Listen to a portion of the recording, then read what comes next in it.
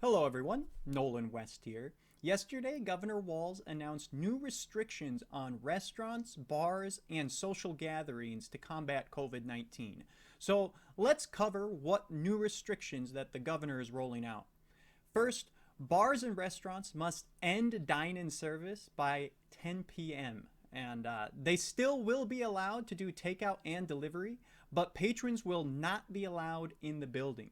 They also will have to remain at 50% capacity as they are now, but maximum capacity will now be restricted to 150 people.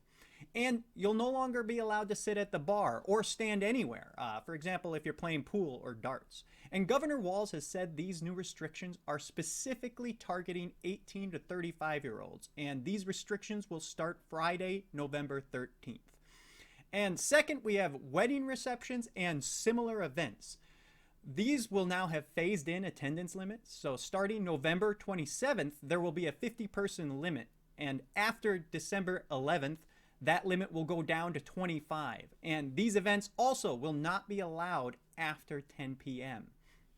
And lastly, there are new restrictions on social gatherings like families getting together for Thanksgiving.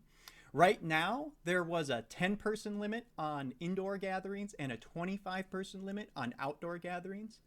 But starting Friday, November 13th, there will be a 10-person limit on both. And the events are supposed to be limited to 3 households or fewer, including the host. And I can't imagine this will be enforced. I mean, it's absolutely absurd to think that government can tell you how many people you can have in your own home.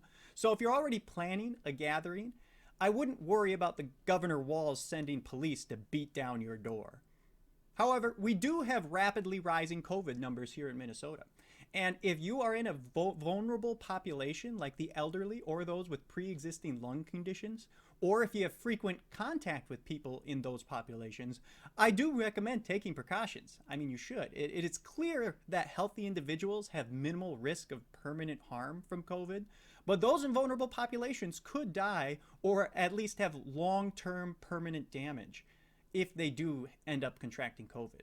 I know it's frustrating having these restrictions put out with just a few days' notice.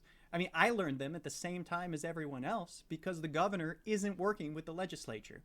And as long as his emergency powers stay in effect, he doesn't have to. And this is why there has been bipartisan support for ending his powers, but the House DFL has blocked them each time. So we will be going into special session again tomorrow, and I am sure we're going to have a vote to end the governor's powers, which will be blocked again. But it might be different when new members take their seats in January. So that's all I have for you. Let me know if you need any clarification on the governor's restrictions. And if I don't know off the top of my head, I'll find the answer for you. But have a good one. See you later.